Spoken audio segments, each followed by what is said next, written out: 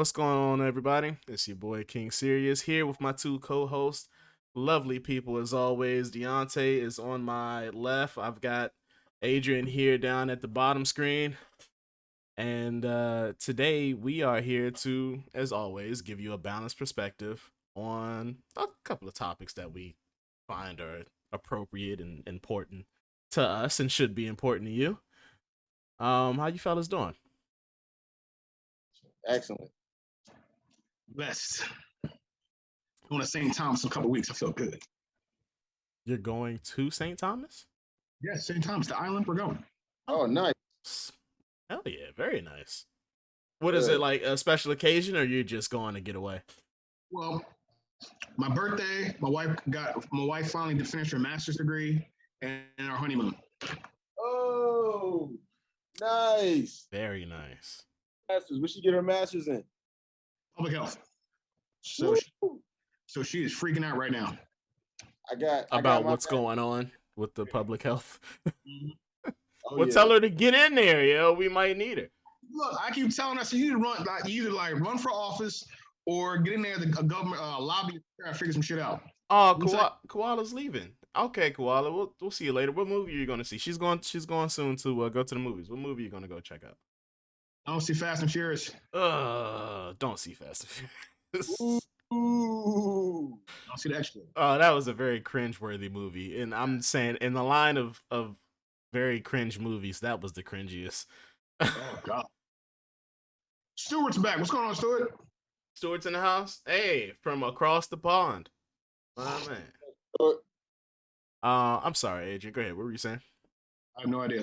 All right, but public health and run for office and your wife. Yeah, so she's freaking out right now because all the how Florida is like it's the epicenter of hell. Yeah. You know? And she's like, "What the hell?" And I told her, I said, weeks ago, I said, saw off Florida, pushing bitches out to the ocean, make them an island. I keep telling everybody, Florida is crazy. I feel like I'd take you more serious if you had like an actual plan to make that happen. You're just like, let's just saw it off and let's just push it off like driftwood into the ocean. Huh? I am the idea man. I am not the make it happen. Listen, my idea is find that edge where Florida cuts off on the map, that line. Yeah. Saw it off. I don't care if you like you know, maybe some coordinated charges. Mm-hmm. Mm-hmm. So it separates from the landmass and just push that bitch off in the middle of the Caribbean, make it its own island. Because they don't care. They don't give a shit. They don't care. They're like, the government's like, you know what? Fuck mask. We're not going to mask. We're not doing lockdowns. Guess what else we're not doing? I'm not making your kids wear a mask either. They can do whatever they want. They can breathe on everybody. Ha, ha, ha, ha, ha. Get the Delta variant. Who gives a shit? I think Texas said the same shit this week too. Dude, I'm telling you, Texas and Florida. Oh yeah. If the new war starts in the country, that's gonna be the epicenter. Texas and Florida. Texas has been showing they ass lately. What? No, in Texas, you can't learn about anything in American history. And on top of that, you can carry a gun wherever the hell you want to carry a gun. Who gives a shit? And on top of that, don't wear a mask. So we both the most uneducated, gun-toting, unhealthy motherfuckers on the planet. Fucking a bunch of yeehaws, bro. Look, I think they want the Wild West back. That's what they want. They want the West back. And Mexico's give my country back. Stuart said he knows people in Texas. Well, I hope they're good people because. I hope so. Hey, I know people in Texas too. And guess what? I'm not changing a damn thing I said. Nope. I have family in Florida, and I'm like, why are you there? Why are you there? Move. I mean, because not property value, but the cost of living there is so low, and the housing situation, and blase, and Well, clearly, dinosaurs down there and snakes. Texas is like our Australia. no, I'm sure Australia is way worse than Texas, dude. Like Yeah, I don't know if these pictures are fake or what, but I keep seeing pictures of spiders that they're like, yeah, this is in Australia, and I was like, yeah, that's a fucking big. That's the size of a dog. Those are real spiders, and you know everything in Australia wants to kill you. So I'm good. There's certain places I want to go. My wife's like, let's go to Disneyland. I'm like, why? I have no desire to go to Disneyland whatsoever. Well, you're the history guy. Let me ask you a quick question about Australia. Is it true that that was like the original like prison island? Like, then we just send your prisoners to this island. Great Britain did that. Mm. So, as you know, Great Britain tried to colonialize everywhere. Mm. Australia was a penal colony to start off with, and then you take all that, and then throughout time they gained their independence. Now, there were people already on Australia called the Aborigines. Yep. They're already there. They were chilling. I learned that from that movie with Hugh Jackman. Can't remember what it's called, but it was a very long movie with Nicole Kidman and Hugh Jackman, and it was really good. I think it was called Australia. That's worth looking up. Yeah, Google it. That's worth looking up. I mean, we could do a whole episode. Unfortunately, the world as we know it, is going to come out of this whole thing of like trying to figure out how do we get to know ourselves better, and because all the stuff we've been taught was so wrong about the whole world, so we're just rediscovering everything now, and that's the really shitty part about everything. What, just like for the record, that movie is called Australia with Nicole Kidman and Hugh Jackman. Really good movie. But we're talking about just like the shape of that the world is in. I actually have a not really a theory, just a thought. It's all a downward spiral from here, and that's a real pessimistic view. But hear me out. Go for it. It's a downward spiral until the aliens come and pick us back up. I'm a huge alien guy, and I figure somebody's got to save us, and it might as well be. The Anunnaki already. You know who the Anunnaki is? The original, the people who seeded the Earth. I did not know this. Anunnaki, talk to us.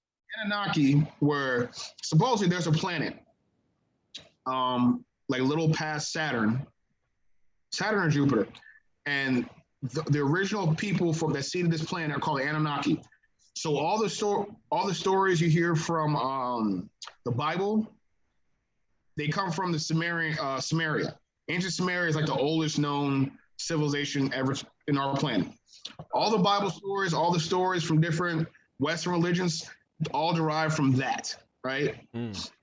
Now, the theory is that all those stories of the wings and the wings of people, the angel wings, and the flying chariots, and all those are all spaceships.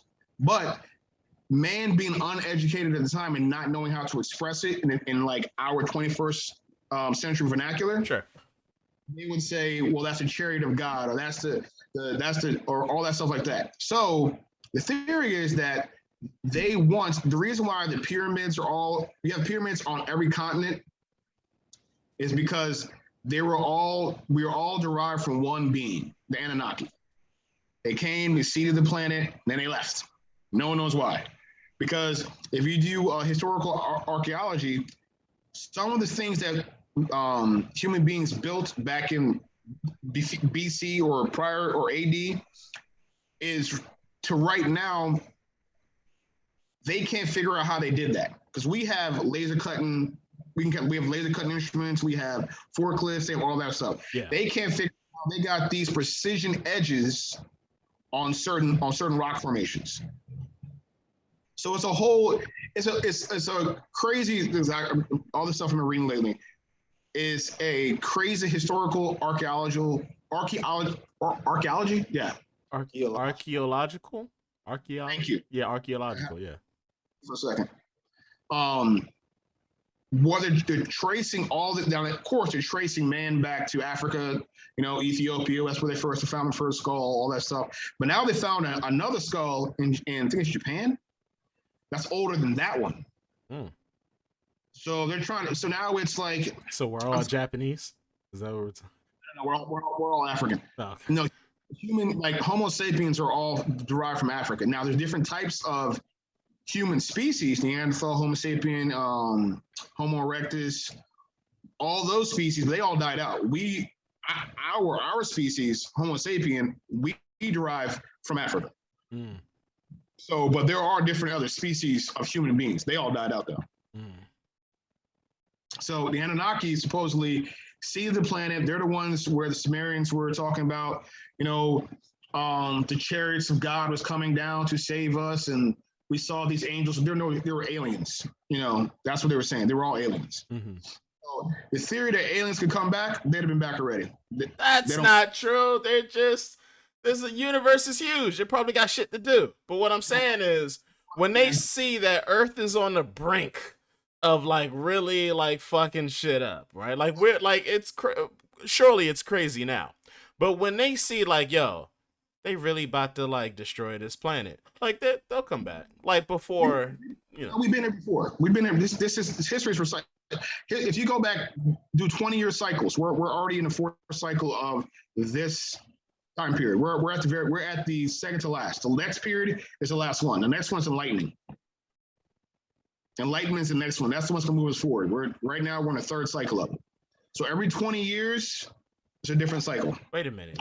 You mean to tell me I was born too early? Wait, you said every 20 years. I'll still be alive, right? Yeah. Yeah, so I'll be here for the enlightening. Yeah, you'll be here for it.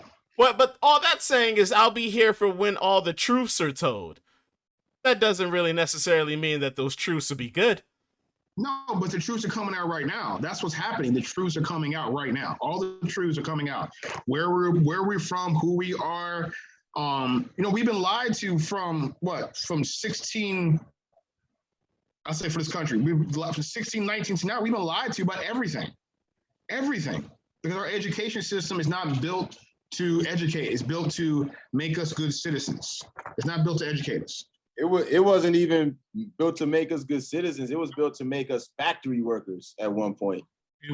Our educational system is based on farming and agriculture, because that's what the country was. We were farming, doing farming agriculture. Hey, man. And the funny thing is that we really fucked up. Like, we really fucked up because we had a chance with this pandemic and with everybody being out of schools. We really had a chance to strip this shit down, build it from the ground up, and make it something worthwhile. And now Biden is like, get them back into school.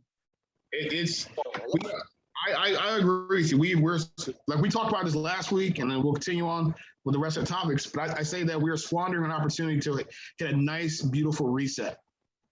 Yeah. Really reset everything and start off from start back from zero.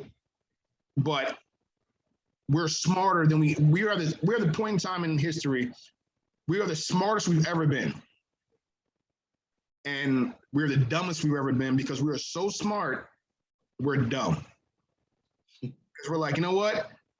The people in power are idiots. And they're like, you know what? We could be smarter. We could be better, but why do that? Right. You control them.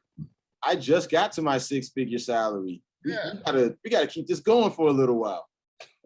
I was watching. Whoa, wait a minute, man. Like, I had both agreed and disagreed with your points from last week, and we're not gonna like sidestep like what?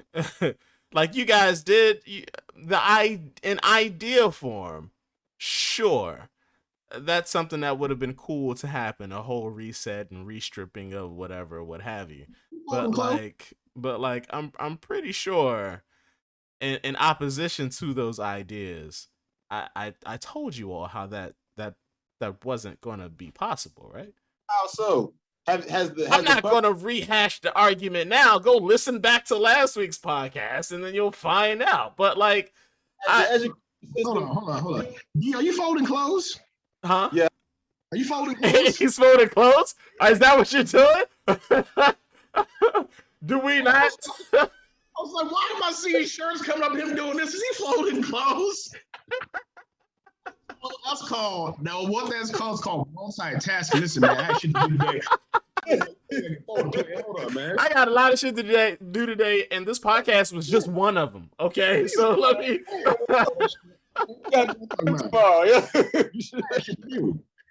I was like, why did I see my man sitting? He keep looking back. No, I had the thought to ask why he was doing so much moving, but then also I was like, who am I to ask why he's moving around so much? Like, why is clothes coming in frames. So I was like, he folded. You know what? Because I did it earlier today. That's what I know he's doing. was a little early watching Interstellar. I was like, oh, okay, I need to throw some clothes. Figure once somebody caught it, it'd be a funny topic. I've been throwing the clothes this whole time. Go ahead. What we got on the docket? With Simone Biles, what we talking about? Yeah, man. Let's get and this is Video. yeah, Deontay has a video. If you want to go ahead and pull it up on the screen there, good buddy. But we're gonna talk about Simone Biles pulling out of the Olympics because of the reason she gave mental health. She was going through some things mentally, and she just felt as though she couldn't give it her all in the Olympics, so she decided to pull out. Do your thing, girl. That's how you're supposed to take care of yourself, man. Man, all that shit people talking, take care of yourself. What would she go out there, she do a move and break her ankle and she done for the rest of her career? Yeah, and because we're not gonna give a fuck after like a week or two. Nope. Not really. At that point, it solely becomes her problem. Right. You're not gonna be able to hear it because of Twitch or copyrighted. Will they? I thought they only did that for music. Well, whoever's live now, you all will be able to hear what's going on. Oh, no, I won't. Oh, I can't hear on television a lot. I can hear. I don't know if she was ever sexually assaulted or abused. So hey, I don't know if you can hear it or not. I seriously, I mean that sincerely. However, I'm going to say this: don't show up to the Olympics and compete if you're not ready for the big moments. This is not high school. This is not college. This is the Olympics. It's bigger than yourself, Simone. So Simone Biles, who's obviously a very talented gymnast, decided not to compete in the gold medal competition. Now, she probably could have just competed and just kind of checked the boxes and they would have got a gold medal. Simone Biles says, this Olympic Games, I wanted to be for myself when I came in, and I felt like I was still doing it for other people, as she cried after the team event on Tuesday. So that just, it like hurts my heart because doing what I love has been kind of taken away from me to please other people. Yeah, that's the point, Simone Biles. You're representing your nation, you're selfish sociopath. All right, I think he wanted to call her a bitch right there. Or a nigger. Probably both. One of those two. It was like on his lips. It was right there on his lips. He was like, you sociopath. I'll just say that. Mm-hmm. He's kidding me? Today it's like, you know what? I'm not going to do something stupid and get hurt. It's just not worth it. Especially when you have like 3 amazing athletes that can step up to the plate and do it. So you know who has the gold medal? Russia. Stop right there for a second. Russia. Why in the hell do we think we breed the best of everything? We don't. And it's like, are you Russia? I mean, why not? Well, Russia? I mean, to that point, somehow Simone probably would have won, which means that we do kind of breed the best. Oh, shit. But still, you're mad that Russia won? I mean, I don't see the problem. Well, no. Okay, so let me preface this real quick, and I know we haven't finished his video just yet, but let me preface this real quick. So Charlie Kirk, his podcast, and I looked it up. At first, I wasn't familiar with his show, but he's a right wing podcast. So racist. That's what he is. So of course, when you say things like this, you want to say certain words. So like Russia did win, so you want to say Russia. And then Russia is supposed to be the enemy, and it's supposed to be like this white right wing thing, and like, you know what I mean. So he's like, that's why he's putting so much emphasis on Russia, you know what I mean? So it's like he, within the context of his show, he knows what he's doing, and he knows why he's saying the things that he's saying. But it could have been anybody else that won, and but if she would have did her thing, most likely it's Simone Biles, man. Like, she would have killed that shit, which would have proved that we kill shit over here. What if she would have gone on there and done something like very basic? They'd have been mad at that. Right. What do you mean? What do you mean basic? Like, she would have been some basic flips to say got like a guy. She got like. Oh, like if she wasn't into it mentally, but she still decided to do it. Yeah. I mean, Yeah, either way, you still don't really have much of an argument because the only way that she could be talked about in that sense, if she was to say, I didn't in that showing, I didn't give my all because I was going through something mentally, then they can attack it. But if she was to go and perform as usual, then they'd be like, oh, okay, well, you know. Anyway, if she just said, "Hey, I was going through something mentally, and only got an 8 or something like that," and they just missed it, they would have been like, "Why don't you pull out? If you weren't feeling mental, why'd you pull out?" She pulls out before, and like, "Why'd you pull out?" There's no fucking pleasing these people. There's no. So what she's saying is they're gonna have a problem regardless. Yes, she's a strong. Ask a man, why didn't you pull out? Yeah. What about Michael Phelps? Michael Phelps almost killed himself, literally. Depression. He got busted for weed before that, and still competed. Didn't he win gold? He won 25 gold medals total. That's what I'm saying, man. Like the man, like, you know, he overcame his mental stuff and won gold still. Like, and I'm not saying like mental health doesn't count. What I'm saying is when you have the ability and when you have the wherewithal to do it, I wouldn't even see Simone Biles, even if she was going through her mental distress. If she was to still perform, there's no way she'd have came out with an 8 just because of her ability and what she's able to do and you know who she is. Like there's no way she would have put on anything less. She would have tore through whatever mental state would have been to make that happen because of how great she is. Like some people are just inherently just born with that shit. You know what I mean? So like I'm pretty sure if she would have done it, like she wouldn't have been satisfied with herself mentally. But like she still would have. It'd have been like Jordan in the flu game. Like, you know. Yeah, I mean, nigga, I'm sick with the flu, but I'm still Michael Jordan. I Like, think that's the point too. I think what she's saying is like, maybe I could have done this, but how I'm going to feel about myself afterwards is more important than how any of you motherfuckers feel about me.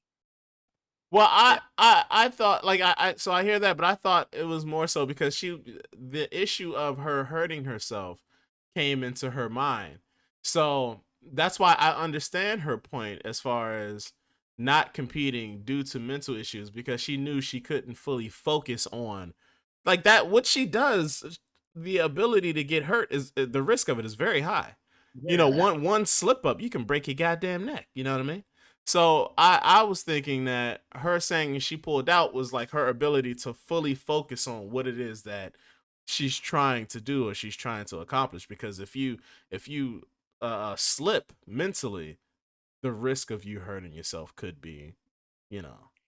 And it wasn't like she already didn't have that mental lapse before. Like just earlier in the competition, there was a point in time where she had like a mental lapse and she kind of slipped a little bit, and that's been publicized, as well as the fact that she had, I think, ADHD medicine or something that she's been taking since she was 9, and then Japan banned it, so she can't take her medicine. She's already doing without something that she's been sustained on for more than half of her life. Yeah. That's why premonition, like Final Destination or some shit. Fuck no, I'm not going up there. Well, let's see what Charlie Kirk has to say still. It's gonna be stupid. I have to go look at these 4'11" Russian Olympians chewing on their gold medals, smirking at the Americans. I'm not okay with that. But honestly, that's where we're headed. We are raising a generation of weak people like Simone Biles. Again, if you want to be, if she got all these mental health problems, don't show up. She's an incredible athlete. Of course she's an incredible athlete. I'm not saying, I just said she's probably the greatest gymnast of all time. She's also very selfish. She's immature. And she is a shame to the country. She's totally a sociopath. Of course she's a sociopath. Andrew said she's not a sociopath. What kind of person skips the gold medal match? Who does that? It's a shame to the nation. You just gave a gift to the Russians. Don't show up. If you're not ready for the big time, we got thousands of young female gymnasts that would love to take the place. Thousands. Sure. Simone Biles just showed the rest of the nation that when things get tough, you shatter into a million pieces. You know what? There's a lot of times that you step up to the plate, even though you don't want to do it, even though that it's against everything in your body. But instead, Simone Biles just broke one of the great American values and virtues, courage and bravery. It was all about herself, and she's a disgrace. You know, and it's funny that he's calling Simone Biles a disgrace when you think about it, like, Black people have been doing shit just based off of the fact that we're Black and we have to be better. So an opportunity that a Black person takes to say, I'm going to put myself and my own mental health over this situation. And yeah, it might bring, my country might not get the gold medal in a fucking game, which is what the fuck it is. Like, we're not getting no more money. We're getting clout. We're doing it for clout. And the fact that she put herself on the line, it's almost like there's an expectation, like, you're Black. You're supposed to be better, bigger, faster, stronger. We're expecting this from you as of now. For him to call her out on that shit, like, I see where the racism is in that shit, man. Like, that's fucking terrible. Like, for me, if they win a gold medal, I think they only get like $34,000 if they win a gold medal, right? Get the fuck out of here. I think our Olympic athletes were one of the lowest paid in the world, in the Western world. That's one. That's thing one. Thing two, who the fuck is he? I guarantee he got punched in the face when he was in high school. I guarantee he probably has a 3-inch penis. I guarantee his wife hates his ass right now. I guarantee it. That dude right there is full of so much self-hate. Who nobody gives a shit about the Olympics. I don't care who you are. It's not. I'm who the Olympics are on. I'm not like, man, let's go. Right. It's a fucking game. It's a game. At the end of the day, it's a game. This goes back to what we were talking about. 35K. Thanks, Phenom. This is what we're going by talking about last week. Why are sports athletes so fucking praised like they are gods? Don't do this because I fought you last week and I will fight you again. Don't talk about my sports. Fight last week. Don't talk about my sports. Sports are for entertaining. Sports are for people who are crafted themselves physically to do something no other person can do. That's wonderful and that's great. That's awesome. You know what? Make your money, represent the country. At the end of the day, it's a ball and a hoop. If you're flipping on a beam, at the end of the day, you're not curing cancer, you're not splitting the atom, right? So for Charlie Kirk to get on his fucking little dipshit show while all the other races watching him, to say she is a disgrace to her country. Are you fucking kidding me? This girl, the reason why she's still in the Olympics right now, she was going to stop years ago. But after that, the doctor for the Olympics got busted on session like 100 and some girls. Oh yeah. And one of the reasons why she stayed is because if she got out, there'd be nobody there to represent those girls. So she stayed in after being sexually assaulted by that doctor who just got 127 years, right? Then this same sociopath, as he called her, won a gold medal with a broken toe. Won another gold medal with a fucked up knee. Fuck him, and everybody look like him. Sports is not that serious to call somebody out like that, especially with mental health. Especially if she does one of those, the move that's got banned in the Olympics that she's doing nobody else can do. She does that. She doesn't think right and breaks her fucking neck. So in order for me not to get called a pussy or being weak, I got to go out there and risk my life to make you happy, to sit back home and your fat ass watching TV where you can't do a jumping jack. Get the fuck out of here, man. Get the fuck out of here, man. Come on, bro. Come on, man. That's what I'm saying. We give these people... And we're talking about it, but these people, they're those are the kids that got bullied in school, and they're mad at the jocks. Well, now I'll make more money than you, so I can tell you what to do. Those are those people. They're insecure, especially white men. Insecure as fuck. Oh yeah, white men are losing now, yo. Like, insecure as shit, and he gonna go. Man, listen. I love football. Oh, I love football. I wrestled in high school. I love wrestling. I love football. I mean, I'm on every Sunday. I'm there. But am I spending any money to go to a game on a regular basis that I could spend on doing something else? No. Am I upset if I don't? If I'm like, am I like throwing chairs if the Redskins don't score a touchdown? No. It's not that serious. It's a game. It's a game, and they're putting the pressure on these kids. That's what they are, kids. That if you don't win that gold medal, if you don't run fast enough, if you don't swim fast enough, you're ashamed of your country. What? For swimming and jumping, I could be ashamed to my country, or not, and not winning a basketball game, I am ashamed to my country. Are you fucking kidding me? And the thing is, what people don't understand, they don't understand how good these athletes really are. They don't understand how good they are. They are the worst basketball player can drag a rec league. You know, the worst gymnast could outdo anybody over here.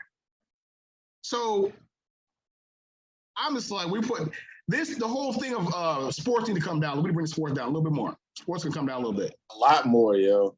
Shit. Too much, because you're making kids think the only way you can get out of the hood of this is just by being an actor. Come on, man. We're putting way too much pressure on sports. It's not that serious. You should make as much as I do as a teacher playing a sport. That's crazy, right? Crazy talk. Because you know what my theory on that is? How do athletes get paid more than teachers, and there's teachers and coaches that got them to where they are? Shouldn't the person that taught me make more money than me at some point in their life, or much as I do? I feel like there should be some kind of, like, within that contract, like some of your income, like even if it's 2 to 3%, like 2 to 3% of your proceeds should go to your fucking coaches. Oh, that's called socialism. That's not gonna happen. That's social. That's not gonna happen. Serious? You there, sir? Oh, I was gonna let y'all keep talking, y'all bashing these individuals who literally put their lives on the line to entertain us.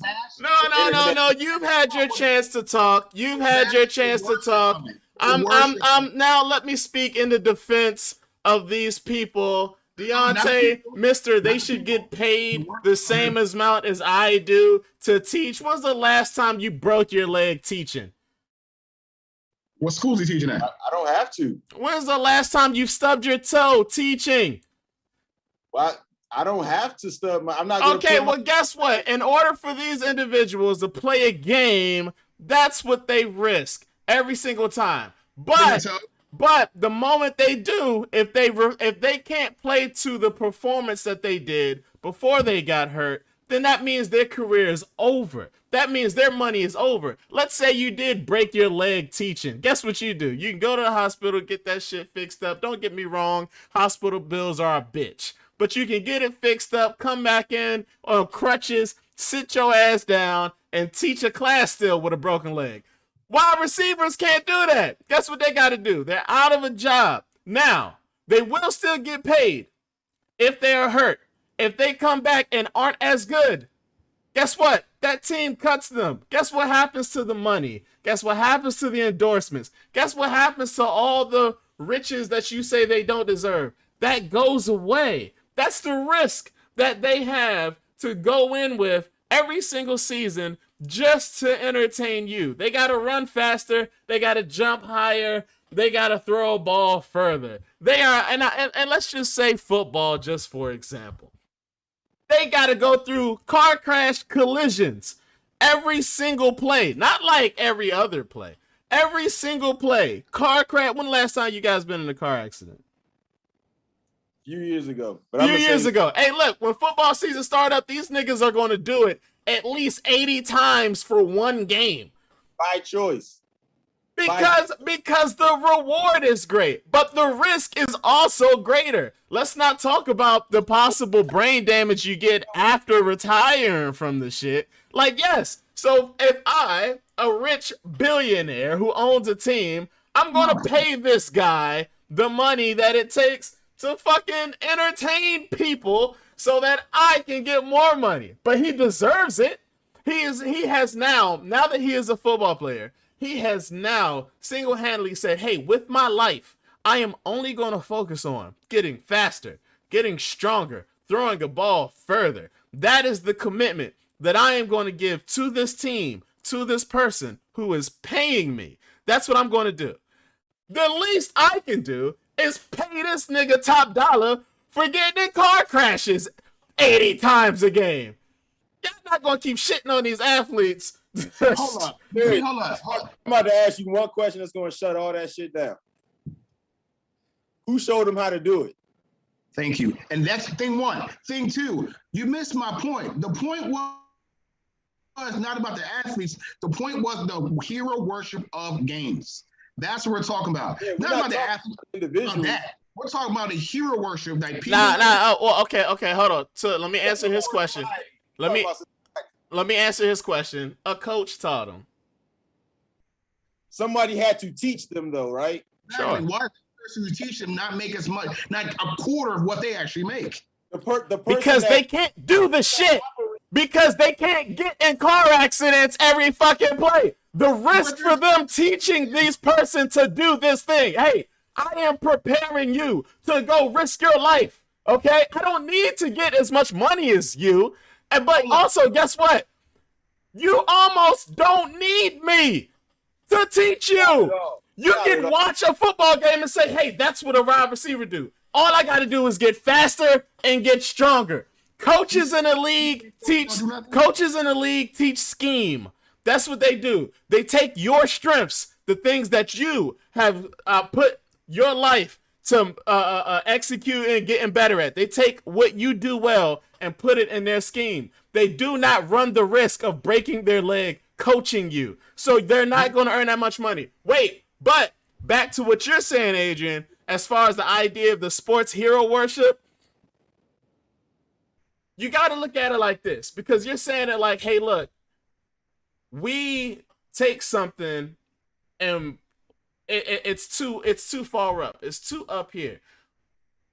But the people who actually do it, these young kids who actually do it, the ones who are playing ball in high school, the ones who are doing pee-wee leagues, the ones who are trying to make it. So you're saying, hey, look, man, it's just a game. This shit's not serious to you. Well, it is to them. Currently, the market of what we have right now, as far as getting out of a particular situation, getting out of a bad neighborhood, getting out of a spot, that market, hey, look, that market hasn't changed. That market hasn't changed. I love the fact that you guys want it to be better than what it is. But for right now, the market hasn't changed, because I have to pay that athlete top dollar, millions of dollars to run and score a touchdown. Guess what? If you're playing sports in high school and your neighborhood's a shitty place and you want to get out the hood, your ass better start running. That's the shit. That is bullshit. Serious. Saying that rapping or trapping or sports is the only way. I would never condone trapping and rapping. I mean, at this point, anybody can do it. So at this point, anybody can do it. Get out the hood. You can literally rap about whatever. Get out the hood. You can lay absolute shit on the tracks. Music today is so far shit. What we listen to today is so far shit. Mr. Musician Deontay, you know that. It's so far shit. Rap and get the fuck out the hood. It's made it even easier now to do that. It's watered down because so if you're a little kid in the hood, it's a lot easier to take that watered down shit and get paid for it, because your audience don't know what good music is anymore. All these kids, your audience, your streaming audience, don't listen to shit but shit. So make shit and get paid to do it. Get the fuck out the hood. They can't do it. They can't make bullshit. And we're not even going to say teachers. Let's say police officers, because I think police officers make less than teachers at this point. We don't really like police officers. So. No. You got it. Do we like medical? Do we really like cops? This way. Civil servants should be paid on the level that they're worth. I agree. Right? If I'm a civil servant and I am a teacher, I got to be starting I gotta live comfortably. Because here's what you're gonna do.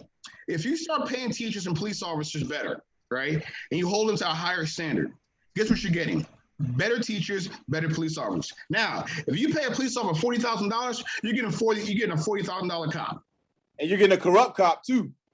Exactly. Because you know, if you pay me 40 grand, guess what? I did a drug bust, and guess what I just saw? Oh shit. Millions of dollars untraceable. What I'm gonna do with that? If you pay people their worth, you will get that quality. Now, going back to the athletes, I understand what you're saying about they're doing all this stuff. Okay, I'm caught off in the chat. When do y'all read the chat? Oh, read the comments, guys. Okay, hold on. I was ranting for a while. Let me go ahead. You talk while I read these comments. Like I said, what we're talking about, the hero worship. The reason why kids are trying to rap or something, that's what we push to them. That's what we show. We push that shit. Let's show the doctors. Let's show the lawyers. Let's show the authors, the writers, the creators, the musicians, the artists. Let's show them. Let's showcase them as much as we do athletes and see the difference.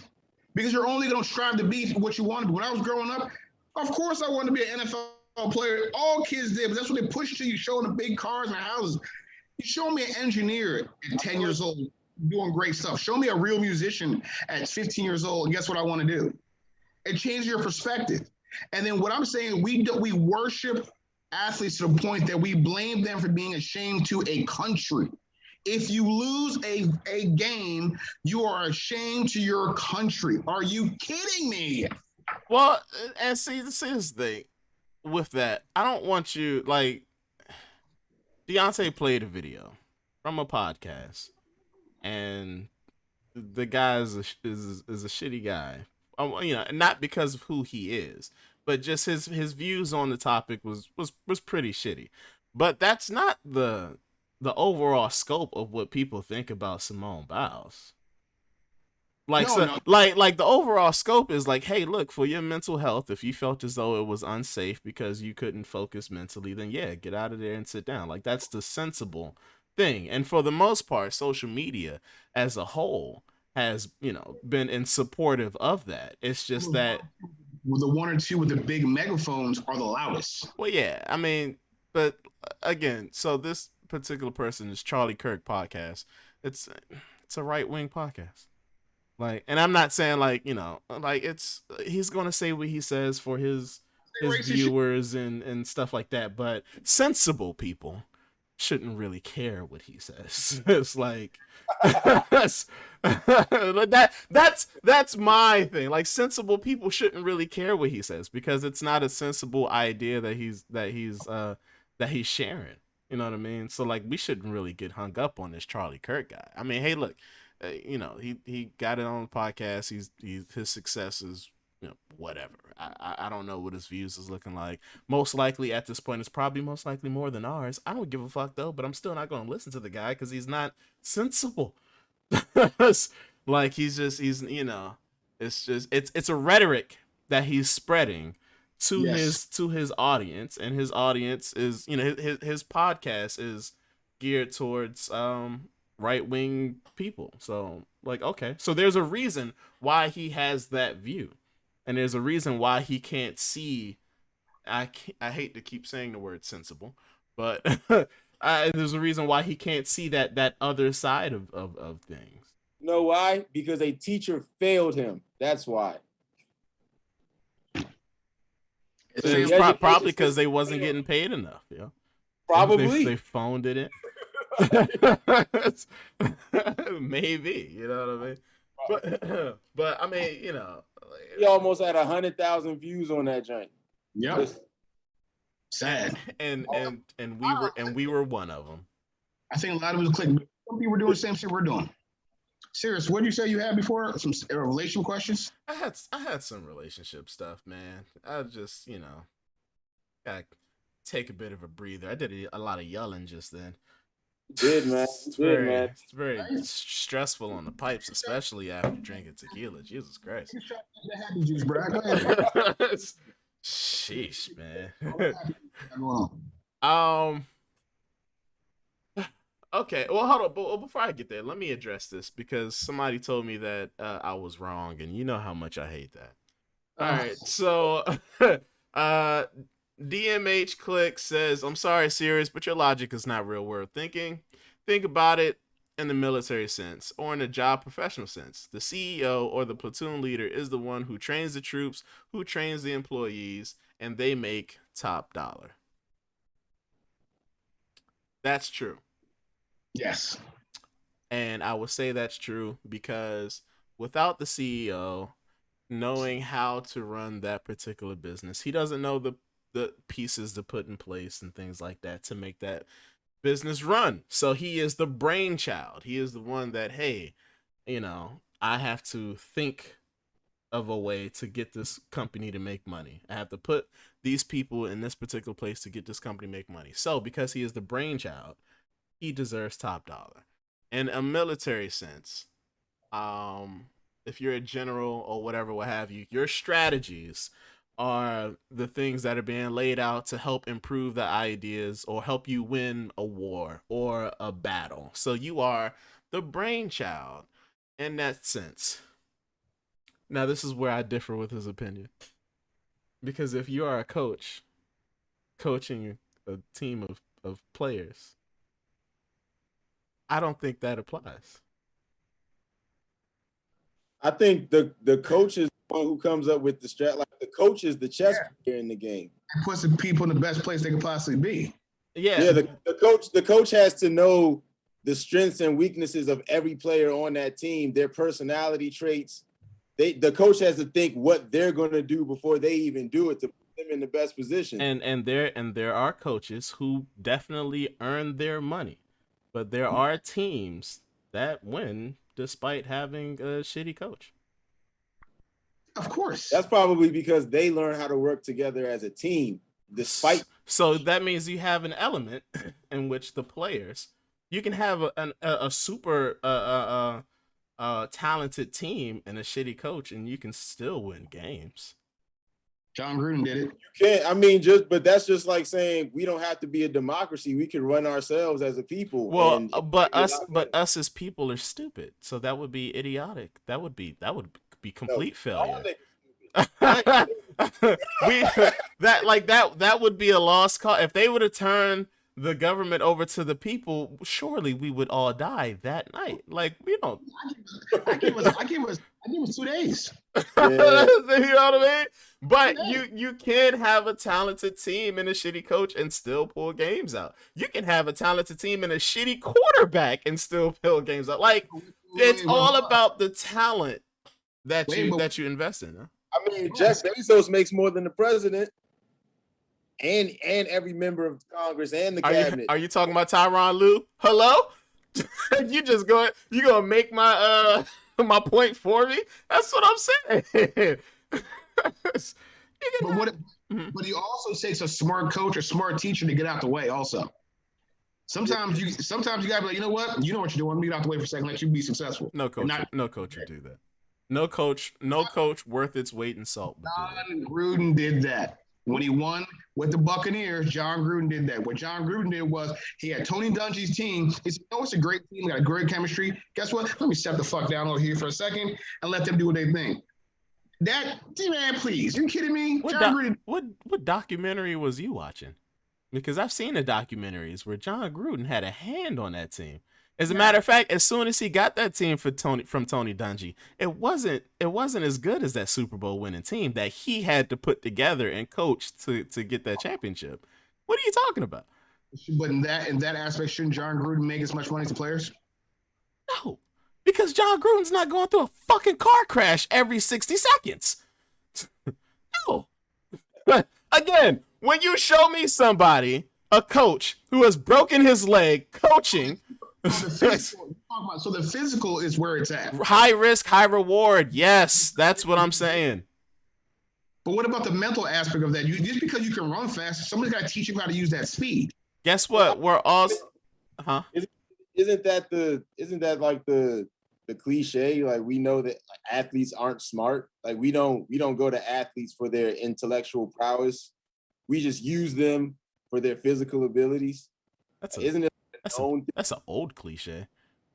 Like athletes used to be just like dumb jocks. I don't think our athletes today are dumb jocks. No, no, no. I'm talking about athletes with masters and Rhodes scholars and shit. Yeah. Said Sean Payton broke his leg, then he alone deserves millions of dollars. If he broke his leg coaching, then he by himself deserves millions of dollars. It did happen. Oh All man. right, man. So what we talking about, man? Let's get some questions. All man. right, so we're going to move on to the next topic. Bruce, I appreciate you, man. Everybody that commented, I appreciate you, man. Thank you. Hey, look, y'all comment more, man. Keep the show going. Thank y'all. All right, so me and Deontay, we were speaking earlier before you got on, Adrian, and we were speaking about the idea of a boyfriend, girlfriend, the title type of conversation, and I just had a thought in chat. Maybe you guys can chime in too. But what age do you stop saying you have a boyfriend or a girlfriend? Like, what age does it just like? What do you say? What do you say? What do you replace it with? Yeah, what do you replace it with? I don't know, because I still say I have a girlfriend. So I don't know. You replace it with their name. So this is my Sandra. This is my Sandra. This is Sandra. This is Sandra. No, but say this is Sandra. She's my. No, this is Sandra. What? She's my. You don't have to say she's not your anything. But why leave the question in the air? Like, that's people are gonna wonder. Like, why leave it in the air? Like, who is Sandra? Like, why is she here with you? Yeah, who is this person? Why is she rubbing your leg? Like, why? Why is that title girlfriend and boyfriend? Like, why is that like after a certain age? Like, first of all, what age should you stop using it? But I'm saying, in lieu of what? Like, okay, you could say like, all right, I'm in my 20s, my 30s. Now, if say I'm in my 50s and I get and she's my special lady. I think. You know what? I've never heard old people say like I do think there's an age cutoff because I've never heard old people say like this is my girlfriend. Like you've heard other people say that's person's girlfriend. Right. That's Uncle Earl's girl. Right. But they've never said it. You're right. There's a cutoff age. It's about like in your 50s. Is it? I think 30s. In your 30s? Like you already just like, hey, You look, call me you tell your girl, hey, look, don't try to do that title shit. All right, your name is what you was born with. All right. You know, people in same-sex relationships do. That's my partner. So at a certain point in time, do you do that's my partner? Either that's my partner. Like this is what I think. Honestly, I believe that there's no greater significance that you can give to someone than allowing them to be who they are, right? So I'm not going to use a possessive term like, oh, this is so-and-so, my girlfriend. I'm going to allow them to be who they are, which is their fucking name. So, but who they are to you is your girlfriend. Who they are to me is my business at the end of the day. Like, that's my business. But I'm saying, but I understand, I understand what you're saying. And it's a very progressive thought. I got you. But as an identifier, it does help and does, in some points, cement the relationship to another level. Because if you were the girl, you said, that's my Sandra, that's Sandra. But all of a sudden, this is my girlfriend, Sandra. She doesn't know that. She's like, I'm your girlfriend? Well, it's not even that. That identifier is for everybody else. So if you come up and be like, hey, what's up, man? Hey, I made it to the party. Yeah, hey, look, hey, this is Sandra. Hey, what's happening, Sandra? Hey, Sandra is bad as shit, bro. Is that you? Is that you? Oh, that's not your girlfriend? No, like he didn't identify her, so he just walked in here with fair game, is what I'm thinking. Now, that has happened to me before. I have definitely gone smack at somebody's dude, but I asked him first. I was like, look, is that you? And he was like, I'm like, okay. So then I started to run game on the joint, and he's like, yeah, man, I think you don't believe me. And I'm like, what do you mean? I asked you, and you said, so I went, so like, I don't get it. But at the same time, if you know who you're around, first of all, if I'm going to bring somebody around the two of you, it's not going to be anybody that A, I don't want you to meet, and B, that is a fly-by-night person. Like, I'm not going to waste my time, your time, or their time So if it's somebody that I'm bringing around, and it's somebody that I'm invested in some kind of way, so it doesn't. It's like what's understood doesn't need to be said, kind of thing, in my opinion. It's like you don't bring a girl around unless she's serious. Right? Like okay, wait, hold on. First of all, I'm serious. Second of all, listen. all that's saying is that like that identifier is saying, hey, listen, so that you don't find yourself in that position to where like that guy was like, that identifier is like, hey, look, this is my girl, or this is my lady, or this is who she is to me. So immediately, if you bring Sandra in and you give that identifier, now I'm like, well, yeah, she's bad, but like, I'm not gonna think of her in no crazy way because this is my boy's girl. Here's the thing. I want you to. I dare you to. I allow you to. In fact, go up and run smack at her and see what happens. Do it. Because she's going to say something, or because you're going to say something. He's going to say something. Your feelings might get hurt, but I don't know. I would rather avoid all the foolishness and just with you just identifying it. Like if I come to a place and my girl's with me, I say, hey, what's going on, buddy? Hey, this is my girl, such and such. I'd love to say her name, but I'm afraid that she wouldn't like it. How would you? Are you saying this is my girl, or are you saying that's my girl? What's the difference? If you either way, if you say my girl, it means the same shit. I can have girlfriends and girls are my friends. No, then you say this is my home girl. You don't say this is my girl. You say this is my home girl, Sandra. That's how you introduce your friend. But if that's your girl, then you say, hey, what's going on, everybody? Hey, this is my girl, Sandra. That's how you introduce your girl. I mean, you could say, but you see how much emphasis you're putting on the your and the my and the me and this. This is mine. What are you talking about? This is me.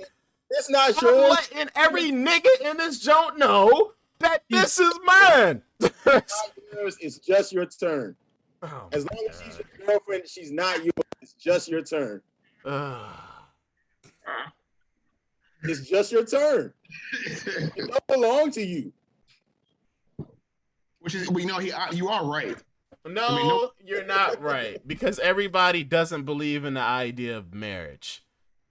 You can only say that that's right if you believe in the idea of marriage. So in other words, if she says I'm with you, you say I am with you, both of you all agree that you are together, then that is your, and then you are hers, or they's, whatever identifiers nowadays. but if you say that's just your turn, okay, then that means when you say it's your turn, that means she's waiting for the possibility of marriage. That's saying like she's not yours until you marry her. Everybody doesn't believe in the idea. So that's the only way that term could be applicable. I don't think everybody believes in the government's idea of marriage. I do believe in consecrating myself and being with one person and dedicating my growth and development to us spending that together, possibly having children, all of that stuff. I believe in that. That doesn't mean I have to sign official government documents in order to do that. So what do you do to make that concrete? Because if so you're saying I can't claim her until I what you say concrete what is it? Consecrate. make it solid, concrete. This relationship, like, so I mean, so if so you're gonna have like a side like what wedding that you don't sign, like the government papers is the only thing that's stopping you. As the only married person out here, let me say this. Okay, because I'm confused. Knowing what I know now, I'd never got married, because here's the reason why. It's just a piece of paper at the end of the day, and we still got our rings, we still got that, but at the end of the day, the government wants you to get married because it's a certain idea of how we're supposed to be, right? But doesn't that piece of paper also come with like tax benefits or some shit? I Okay, some of it's benefits, some of it's not. Okay, but what I'm saying is, I can go back. I'd spend more money on a reception and a party than the wedding. I'd have spent more money on a honeymoon than an actual ceremony. Because as we look back now, we both say this. You look back now, we'd be together regardless. All marriage does is tie us together by taxes and and property. But other than that, hey, look, That's right now, if you don't want to get married, don't get married. that's if you decide to do taxes together. Stay together. Just be happy. Yeah. You don't have to put something on it. So again, Being married. my question is, so what would stop that? What would stop Sandra, or what would stop you from claiming Sandra as yours? If both of you agree that you are each other's, then what? I agree with you on that one. I'm going to call you. That's my wife. I want you to know who that is. That's me. Right. Like, you step into a place, hey, everybody, this is my girl. This is my baby. This is my boo. Some kind of identifier saying that. Like this, especially if you both put in a lot of work to get to a certain point of who you are, and you're both doing well, you got to claim that. She going to claim you. That's my man. I put a lot of energy and effort into this. This ain't just my turn. What the fuck you mean? Fuck you mean my turn? You out your goddamn mind? You know how much work I put into this motherfucker? But I understand when women get possessive in that term, because if you were with a guy and in the beginning of a relationship he's a 5, but you over 13 years you turn him into a 9.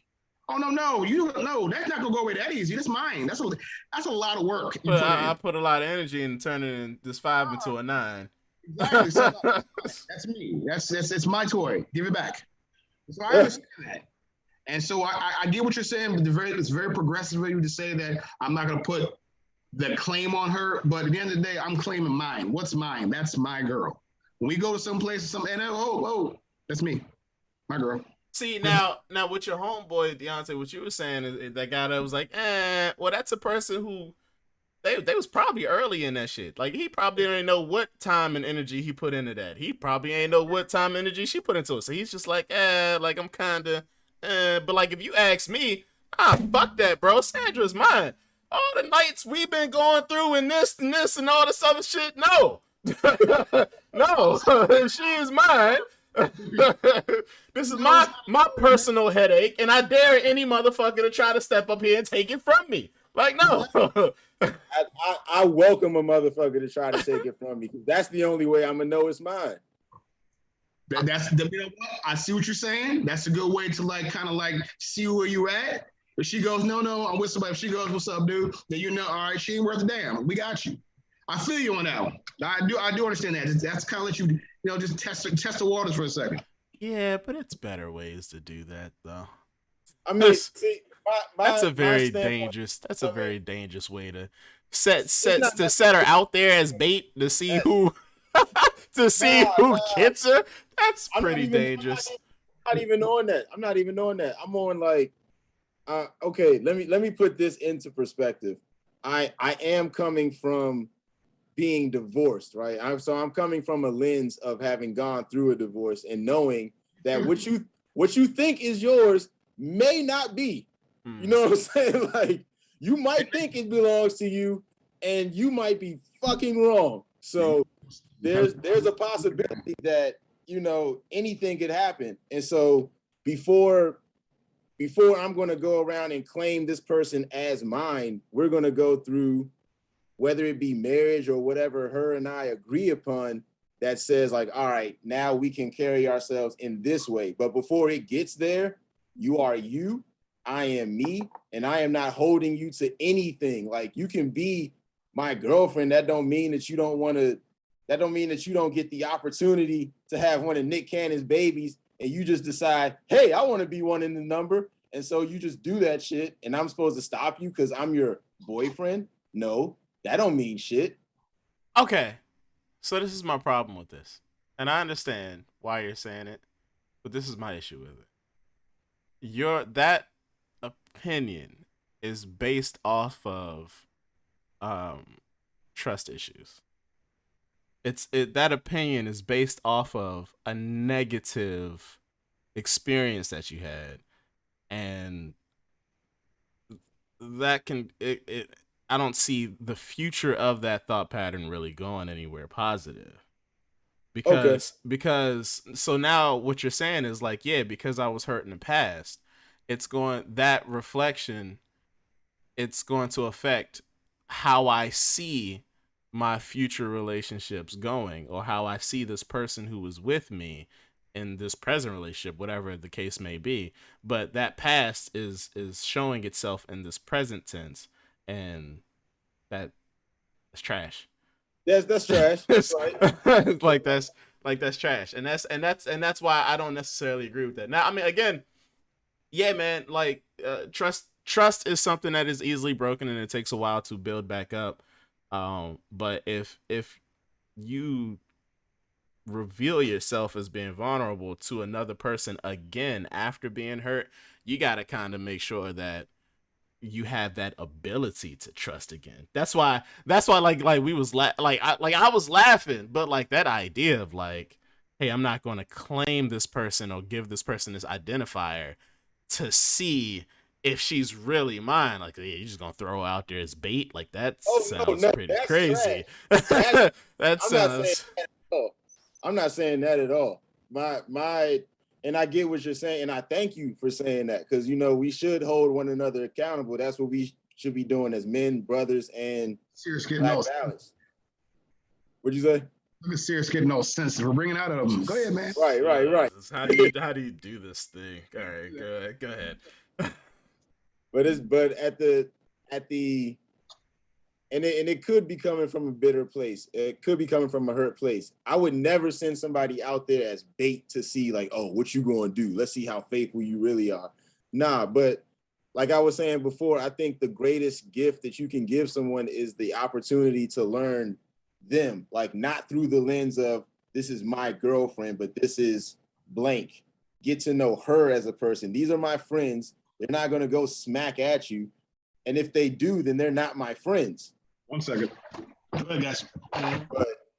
But at the same time, like I don't. So you just out here you out here testing everybody. I'm about to test my friends. I'm about to test her. We about to. We ain't even testing. Like if you with me, it's not like my circle is so large that I'm just gonna have any and everybody around who I decide to be with, who I decide to spend my time with. So more than likely you would have heard about this person before anyway. Sure. So that when I do bring them around, you don't have to guess who it is. Yeah. It'll be, oh, this is the person I've heard so much about type deal. Yeah. So I mean, and then you can get to know them from that place, not from the place of, oh nah, this me right here, this mine.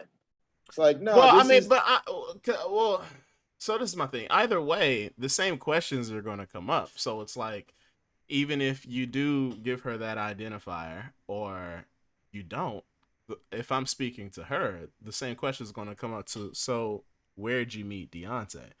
Well, how did you guys get so close? Well, what kind of dates did you guys go on? Like, I mean, we're still going to want to know who you are as a couple, whether you give the identifier or not. And it would just depend on what she says. Like, hey, so how do you know Deontay? Oh, we've been together for a year. A year? So are you his girlfriend? And she's like, I don't know. We're not calling each other that. And I'm going to be like, hey, Deontay, is this your girlfriend? Like, what's going on here? Like, you're not 15. Okay, that's one. You're not 15. That's thing two. That ew. There's going to be questions that need answers. So that's my thing. Like in conversations, we're just going like, I do chit chat, man. Like, so what do you guys like to do together? Stuff like that. Like, how'd you guys meet? It's going to come up whether you identify or not. So you just might as well like, so that everybody's understood. Hey, man, this is my girl. Okay, well, moving on. 50 years old. 50 years old. 50 is the age. Yeah. I'm sticking with 30s. 50, you go. That's my lady. That's my lady. That's my lady. At 50 years old, that's my lady. That's my Marge. That's what. Why am I keep saying old women names? That's my Marge. I ain't heard that one before. That's my Sandra. That's my Sandra. That's my Ruth Lynn. That's my Ruth Lynn right there.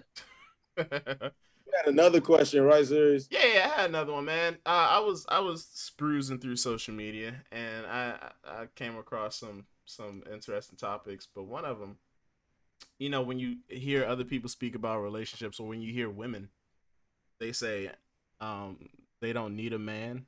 What you hear conversations like, what do you bring to the table, and things like that. and it kind of just sparked a thought in my head. It was like, are we getting to the point to where, as looking for a companion or looking for another person to be in a relationship with, um, do we need other people anymore, or do we want them? Both. You think we're still at a time to where we need other people to complete ourselves? Proved that. COVID proved that 100%. COVID proved that being locked down away from people has a serious effect on your mental health. And also, I think when it comes to terms of relationships and love, you should need your partner in a sense that she finishes off what you're she finishes off what you try to start. You know what I'm saying? She or he is there to be yin to your yang. So you need a balance. That person should be able to balance you out. Mm. And we all need a little bit of balance in our life because we all can't be too arrogant or not non-confident. We all can't be, emotional and non-emotional. You need someone to balance you out. And I think the relationship that lasts the longest are the ones that you figure out a way. It's worth the effort to figure out a way to train each other in small micro ways of balancing one another, giving up certain things to, like, say I'm a certain way about a certain topic, but is the topic really worth the argument, or can I just give that up? You know what I'm saying? Then it creates balance. Like, she's happy, I'm happy.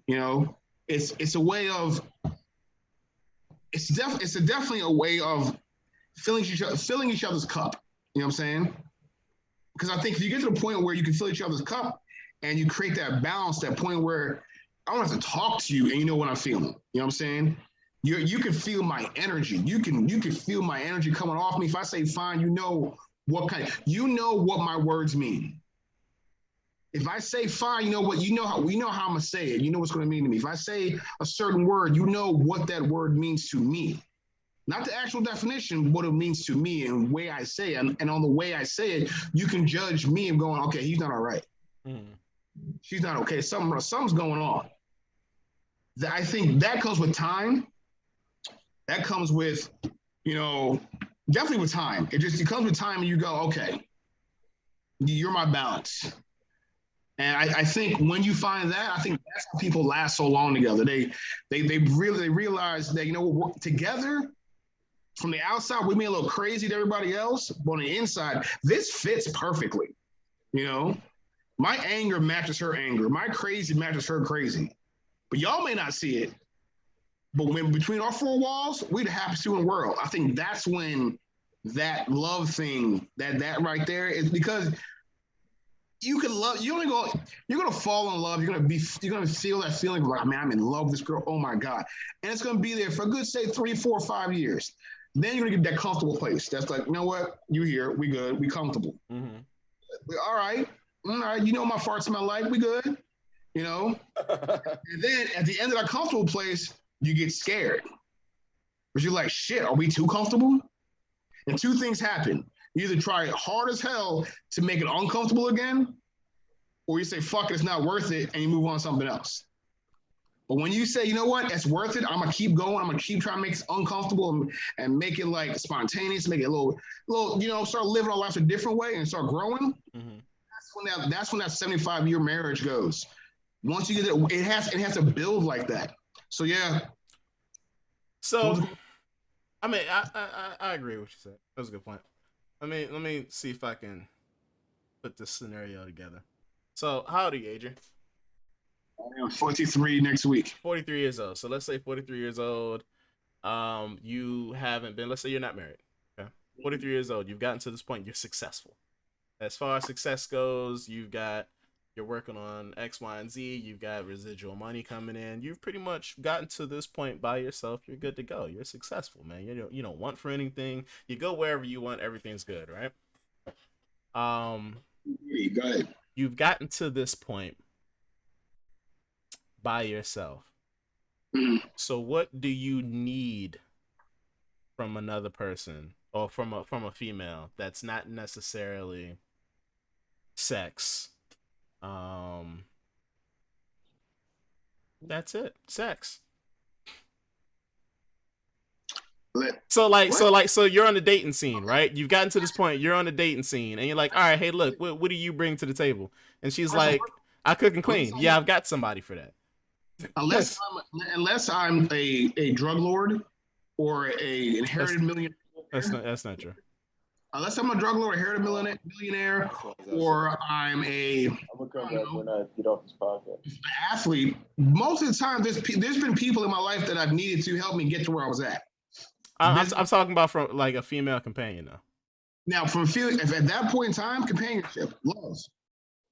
You know, you can't buy love. You can't buy true companionship. So at that point in time, I'm like, all right, I have driven myself to the point where I have shut out everything else to reach this goal, and I've done it. Boom! Now I want to find somebody. I don't need any money. Mm-hmm. I don't need security. Mm-hmm. What I need now is companionship. What I need now is somebody that gets me. Is that something that you need, or is that something you want? No, you need that. You need that. You've already gotten to this point without it. Because you don't have misery. I've never seen a happy single millionaire. How many millionaires do you know? You don't know my life. I know you don't know no millionaires. You know who my Rolodex? You don't know me. I'm just saying. I don't see from what I've seen in my life, I've never seen a bunch of happy single millionaires. But you're out there wasting money doing dumb shit. The happiest millionaires I see have someone to share that shit with. At that point in time, when you that rich, where you don't need for anything, you want to have some fun. Okay, so what would she have to bring to the table? You already have everything in the world. You can already do everything for yourself. What would she have to bring to the table? Intelligence, a sense of humor, and a decent sex drive. I said sex off the table. Oh, so She would have to bring femininity. Everything that's involved in being feminine. So and everything that I need that femininity to be. Okay, so what would you need for that femininity? I mean, like a companion. I mean, like a real relationship here. Like you're rich, you're a millionaire, man. You go out, you party, you have 100 fly by nights. I'm talking like, hey, look, I'm ready to settle down. What am I looking for? I see where you're going. You want somebody that doesn't need you. Yeah, I would go there. Because at the end of the day, your independence is what made you successful. So you are going to attract independent people. So you're going to be attracted to someone that doesn't need you. Because for your whole life, people have needed you to do this, need you that. When you come along now, all them little hooches, they need something. They want something. And here comes Sandra. She don't need me. She want me, but she don't need me. Yeah. Oh, Sandra, if you are out there, we are calling for you. You know, it's like, I need that. You know what I'm saying? It's like, okay, I need that. She's like, I need that person in my life because you know why? That person's going to challenge me like I've never been challenged before because guess what? She doesn't need me. But like to do what though? I'm already rich. I already have everything. What, about material shit? No, we're talking about like what is she going to challenge me in doing? Like what I'm doing works, obviously. Here I am. I'm rich. I mean, it worked, but don't you want better for yourself? Say again? Not saying that you want more, and I don't mean tangibly more or financially more, but like, don't you want to better yourself? And let me say this too. I think that there's no, like, you can better yourself to a point, but what are you doing for the next generation? Like, who do you want to sit down and have and build up the next generation with? Who can you do that alongside? Okay, so then my question becomes, do you need a person or do you want a person? I think in order to raise a child, you need someone else there. I think that's a little bit of both. You can't have either one now. That alone is a yin and yang. You have to need and want somebody. You have to need and want somebody. Uh-huh. Love and need and want you, baby. That's what the song says. Okay. I think personally, I mean, it depends. It depends. Like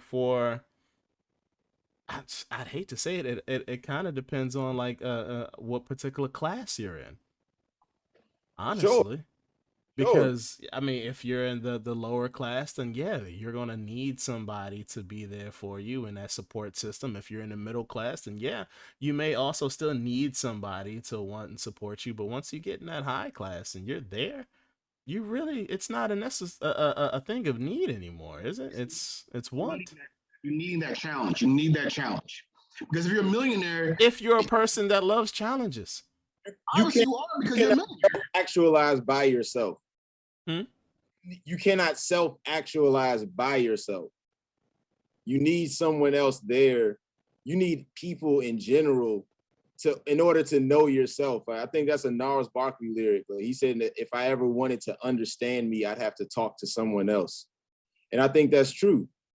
And yeah, you could talk to random people, but why not talk to somebody who is just as dedicated to understanding you as you are dedicated to understanding them? So then you would want somebody who's dedicated to understanding you.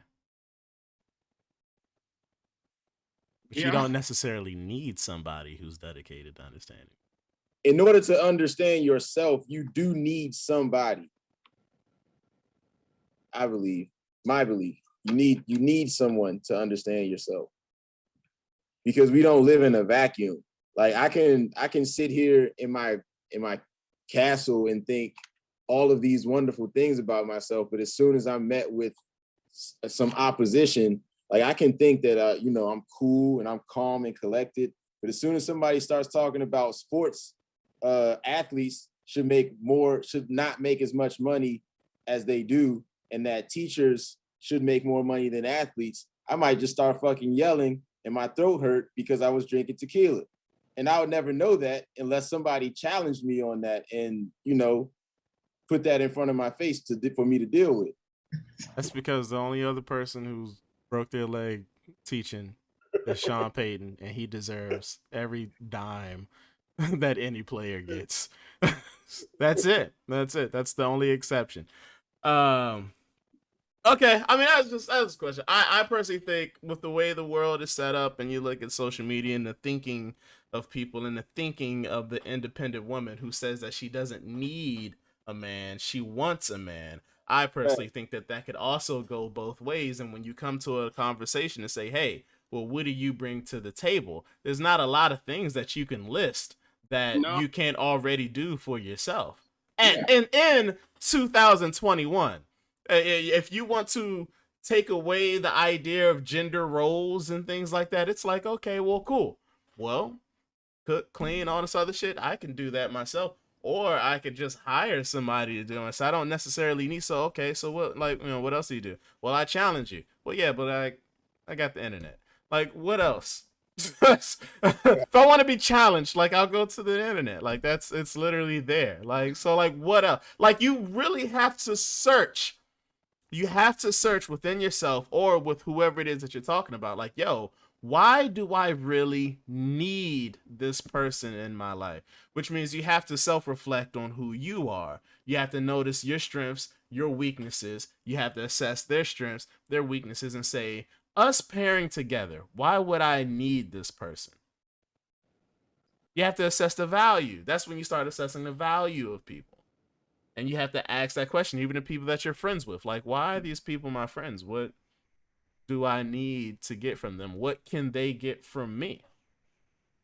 And I just think in 2021, that's kind of the time that we're in. We can all literally do everything ourselves. If I want to have sex, I can go and have sex. I don't need a companion for that. I can go find me a fly by night. You know what I mean? I don't need to be in a relationship with a person for sex. Huh? So you can have sex not easier than you ever could before. That's what I'm saying. So it's like, all right, so sex off the table. What do I need you for? And these questions are something, I mean, for the longest, that's what women have been asking men. What do you bring to the table? I'm thinking in 2021, men can also ask women these same things. Well, what do you bring to the table? Absolutely. And what you're talking about is called, there's already a place, it's called the manosphere. Love that name. What is that? Got it. What is the manosphere?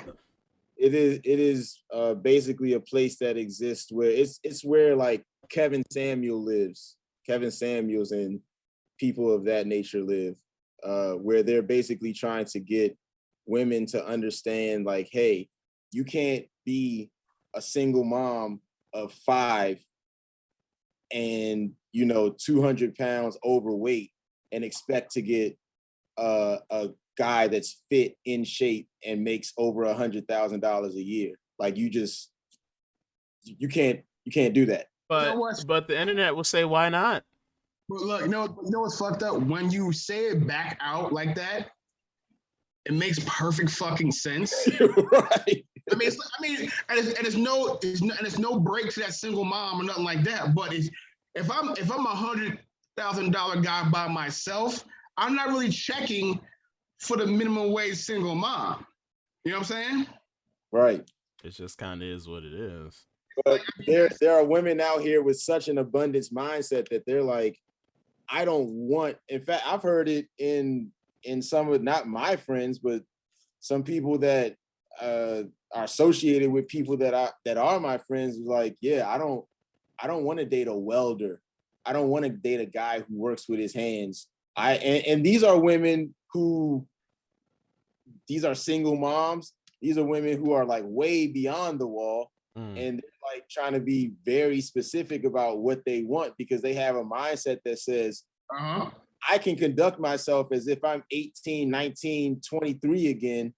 And I don't have the same body, and I got some mileage on me. I done been smashed around the block back and forth, but I still deserve to have a guy that's making well into 6 figures and that doesn't have any kids and that doesn't have any baggage. And that, like, it's like, nah, this, at a certain point, what makes you think like that's okay? Let's say this way, it's like sports, like the NBA, right? You have your G League, you have, your D League, you have all that. You got to play within your own league sometimes, right? Yeah. Now, if you shoot outside your league, you better be really good. If we're going to bring you up to the majors, you better be very good. Because you know what? What happens is you're going to get found out, you're going to have to go right back. Damn, that was pretty good. Yeah, that was a good one. Yeah, write that down. Write that down. I could segue into our last topic. However, I'm going to be respectful of the timekeepers here. We've already been going for an hour and 48 minutes. We have still yet to talk about one thing. What's that? Well, ideally, cancel culture. Oh, I like that. Go ahead. Come on, let's go. Okay. Let's go. We can get to 2 hours. Go ahead. Okay, well, along the lines of what Deontay was talking about, the manosphere and the Kevin Samuels and what you guys were speaking about, cancel culture.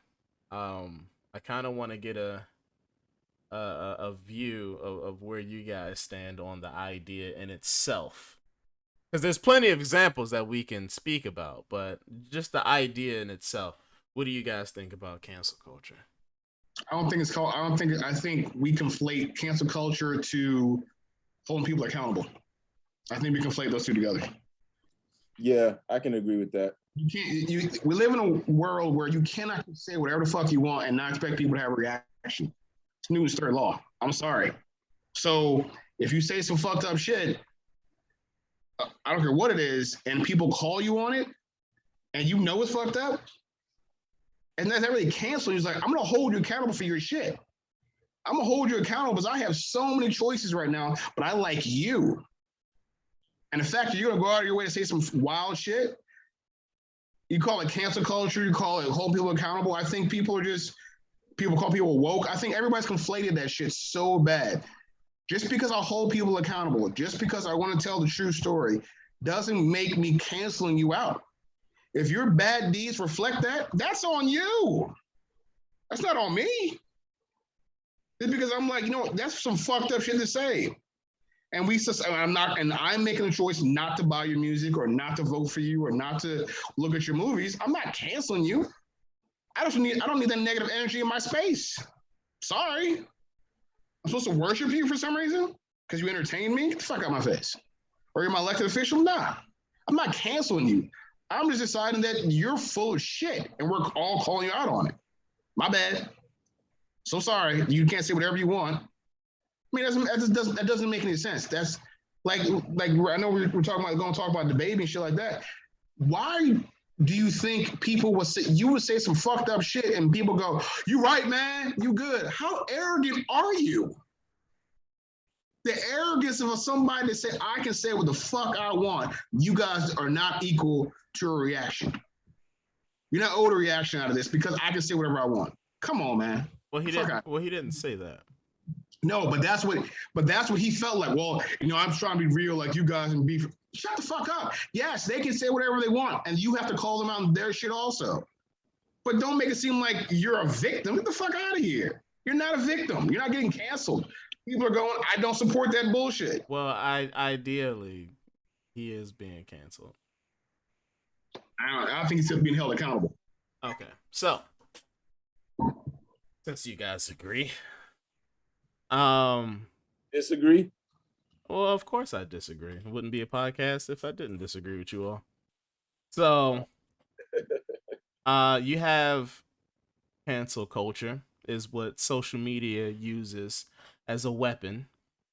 You have being woke as what politicians use as a weapon. And you have holding someone accountable is what sensible people like regular people like us, not in the public view. This is what we do with one another, or what we have the ability to do with one another. It's not necessarily a weapon. It can be as easy as pulling somebody to the side and say, "Hey, listen, man, you know that shit you said was kind of was really fucking crazy, and maybe we should discuss it a little bit to kind of fix that view that you've got going on. That's how I hold you accountable. I hear what you said, and I have a rebuttal against it that, might cause you to see a different viewpoint." Socially, in 2021, we take holding someone accountable, which is something that can be very easily done, and we say, "Hey, because I have to hold you accountable for what you said, now I have to take money out of your pockets to really drive it home, teach you a lesson." Oh, Yes. well, Adrian, I'm happy you're agreeing now, because that's what cancel culture is. Now I had the weapon that I'm using to hold you accountable is I have to cancel you. I have to make it seem as though what you said is so egregious and so wrong and should be taken offense, but not only to the people that are affected, but to also sensible-minded people, that we essentially have to take money and resources away from you because it's crazy. Yep. And politicians say woke people are stopping us, or woke people are um is the reason why we have to pass such and such, or why we say such and such. It's a very thin, squiggly, stupid line that we have, and unfortunately Adrian agrees with that line. So if we're going to take the baby's comments, we don't really have to go into what he said. We can keep it in idea form, but he said a lot of things that made the LGBTQ community very upset this week. And he said it in lieu of him performing for an audience, for a crowd, and things like that. And that the culture, the LGBTQ, they got upset with him, rightfully so. What he said may have been coming from a place of ignorance. Not came from a place of ignorance. Maybe he didn't have all the facts on what he said, and maybe it could have been cleaned up and things like that. Yeah. So I am okay with people calling him out on what he said. What he said was crazy, man. You can't say that.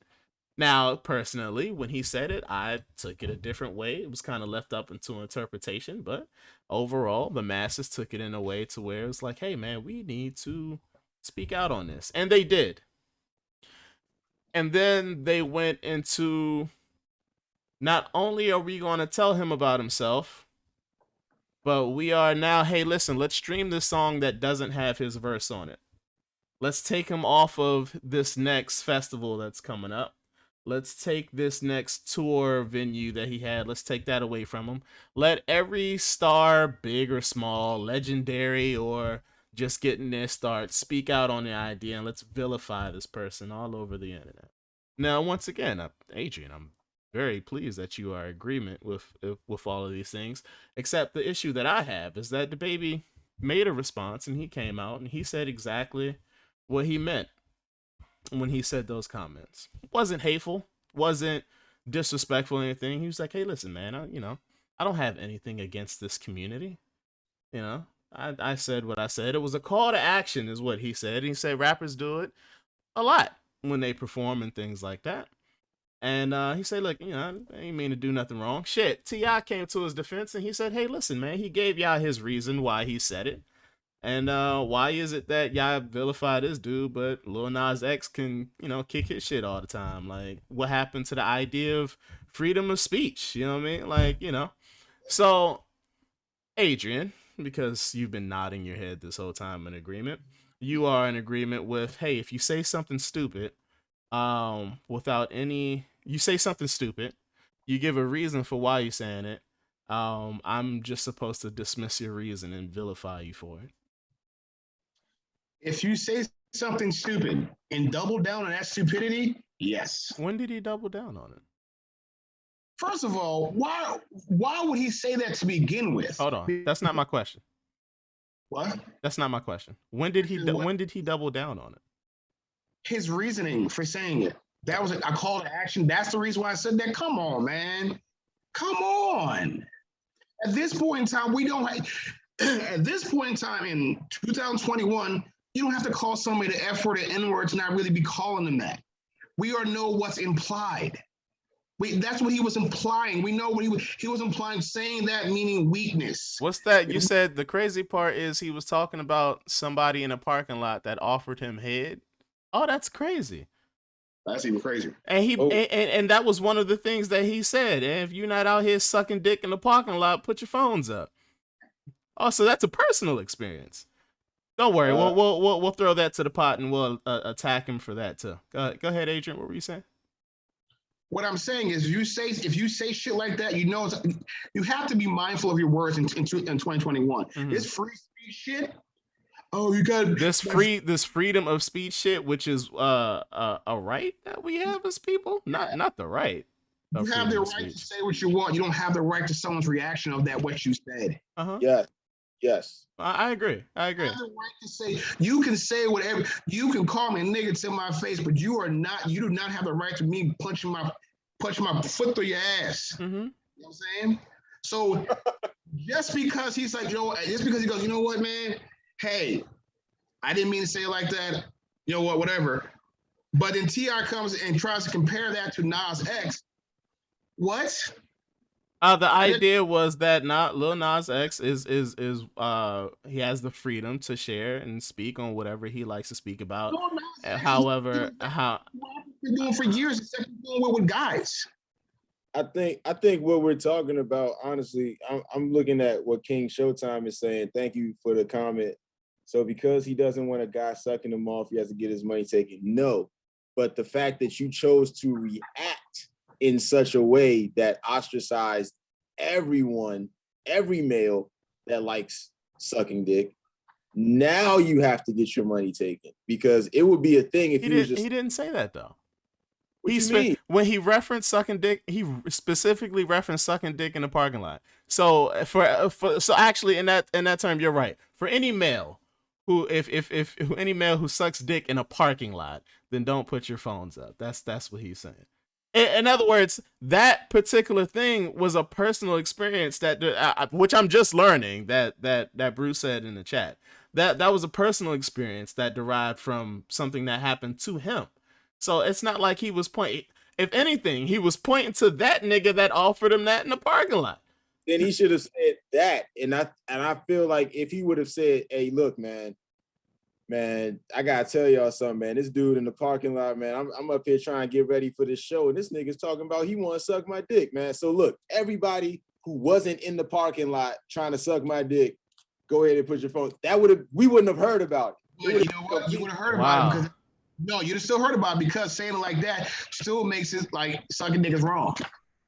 Wow. I think him making it personal and saying that, look, this is a personal account versus saying it globally and making it sound like, oh, well, this is this is something that nobody should do.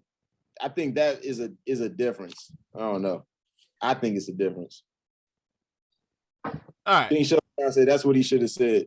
He should have made it personal so that we would have known. Because in 2021, you have to walk on eggshells with everything that you say. Unfortunately, you gotta be conscious. I think you gotta be aware. Okay, so what about the idea of just being human and making mistakes? Well, what does it mean to be human? It means making mistakes. That's what it means to be human. So you're telling me, if somebody comes out and says, "Listen, I made a mistake." All right, you don't necessarily cancel them, but in order to feel that, you got to lose something. In order to feel the mistake you made, something got to hit you a little hard.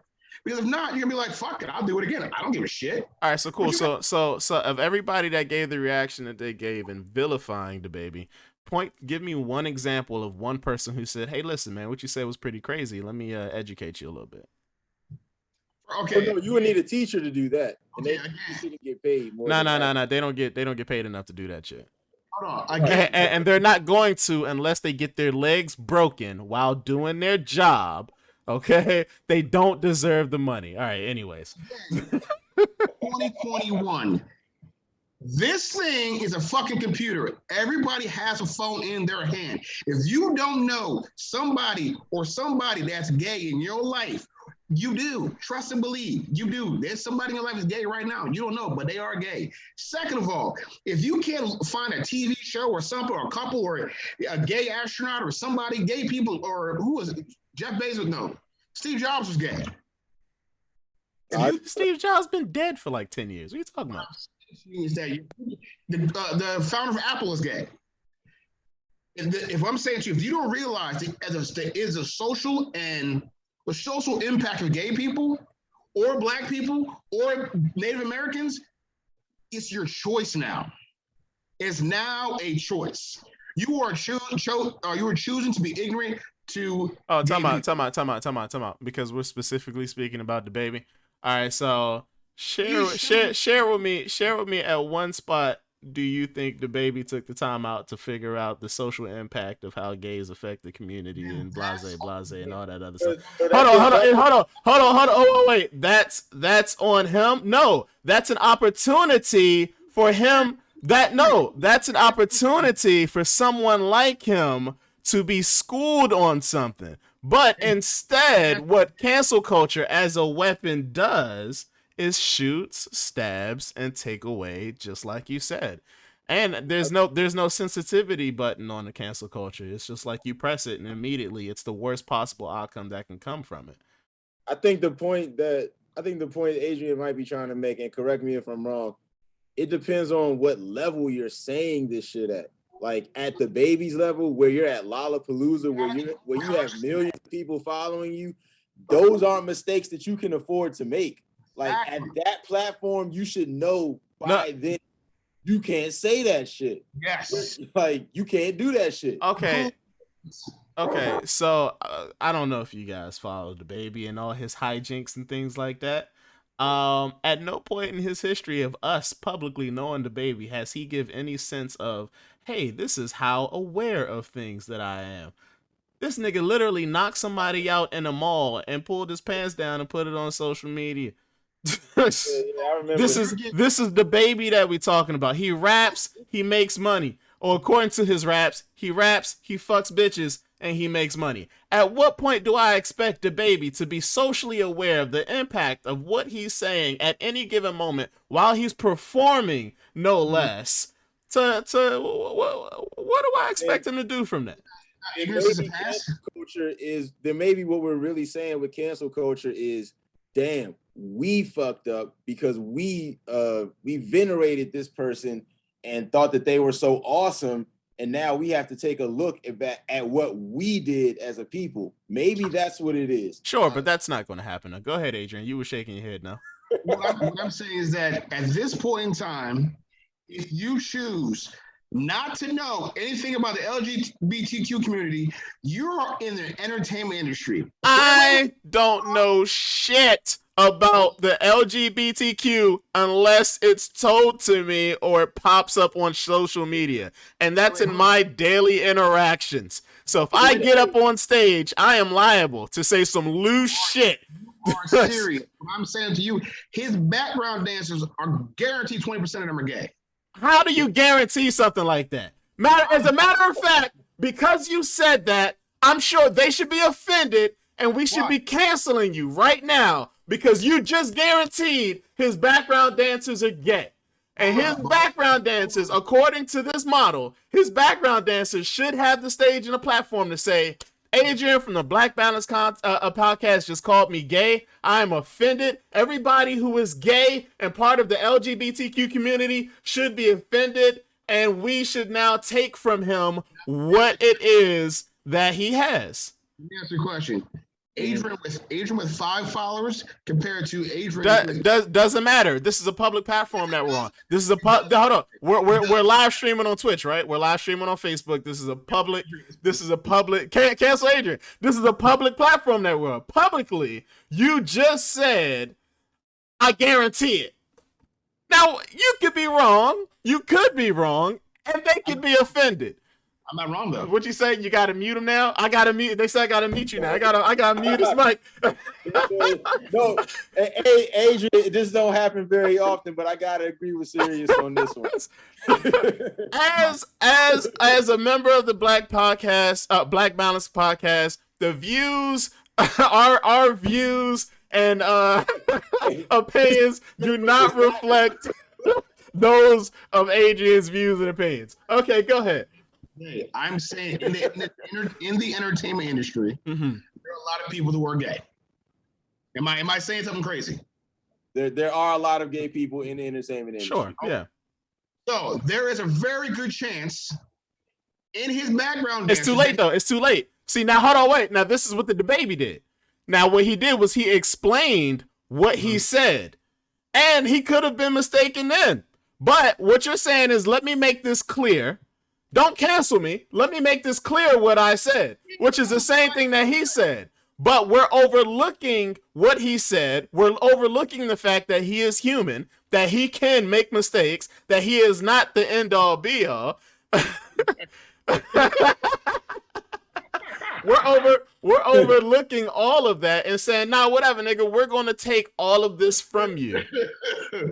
This nigga what I did that's okay. Showtime said, as a straight man, he is offended. See, look. That's all I'm saying. What you're doing now is a prime example of everything that DaBaby did. But still, even to this point, they are taking away his appearances. They're taking money out of his pocket. They're talking about canceling him, not listening to him. But just like you are a human who makes mistakes. But I think the thing with DaBaby was that the way T.I. compared it to Nas X, it was like, why can he be like this and I can't be like this? He was just saying that he was saying the idea is Nas X is free to say and be whatever he wants to be, and we're okay, we accept that. But when you have somebody let's say DaBaby is of the opposite thinking. Let's say he's just like, hey man, I'm straight and I don't like that gay shit or whatever. It's like, okay, so as soon as he say that and being himself, he can't speak freely. Lil Nas can speak freely and be freely, but we're saying that DaBaby can't speak freely and be freely. Lil Nas is worthy of making the mistakes and cleaning it up. We're saying DaBaby isn't worthy of making mistakes and cleaning it up. In other words, cancel culture, there's no balance to that. There's nobody saying, hey, there's nobody standing up and saying, hey, look, maybe we should think this through. There's no gatekeepers of cancel culture. It's how people react. And like I said, you can't expect to say some people not to react. You can't, especially when you're a public figure. You got to understand you're going to say something. If you're going to say something in that kind of form, don't get mad when some people that are not going to like what you say. Don't be surprised. Hey, for example, Showtime said he's offended, and he's a straight man, Adrian. You've offended one of our viewers. We don't have a lot of them, Adrian. There's only 11 of them, and you've already offended one of them. Jesus Christ. I like what L Boogie said. There is an attack on masculinity. I'm not even going to say the black man, but that is true. But there is an attack on masculinity. Period. What is masculinity? What is that? Ooh, that sounds like the next episode. Yeah, what is that? Does like the next episode. What is that? That's a good one. I'm gonna do that. Damn, Adrian, you've been canceled twice on here. Sheesh. Listen, you all. He is human. He makes mistakes. You know, we just gotta hear his reasons for why he guaranteed something so strongly. And you know. Against Adrian, boy, you a dumb as shit.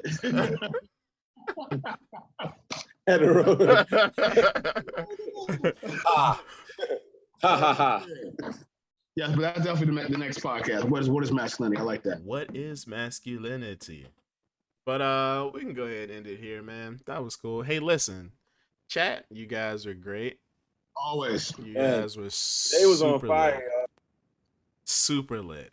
We started a little slow, but then we end up picking up quite nice. Oh nah, man, it was really good. It was a good show today, right? It was a real good show. Hey, listen, man. What y'all think about the show, Chad? What y'all think about the show? Shit. Showtime tuned in late. You did tune in pretty late, Showtime. Keep it up. I got a question. Okay, wait. Someone's got a question. Has anyone ever thought of why are birthmarks on our bodies in weird places? Am I the only one who believes that the birthmarks are representative of our past life and how we died? We are ending the show, Bruce. Why are you asking this question? No. We go. I want to save that one for next time. All right. I have us on here for another hour talking about birthmarks and how I passed away in my past life. Listen, Jeez. just to answer that question, yes. I wrote that one down too. The That's a good answer one. to your question is okay. Okay. Well, hey, you guys. Today, a lot of truths have been shared. A lot of balances have been given. A lot of conversations and a lot of words have been spoken. But there has been no better word spoken than the ideas that I have shared because, like always, I am right and you guys are wrong. So, on that note, I'd like to bid the chat adieu. You guys, love you guys as always. I will talk to you guys later. And that's a wrap. Peace out.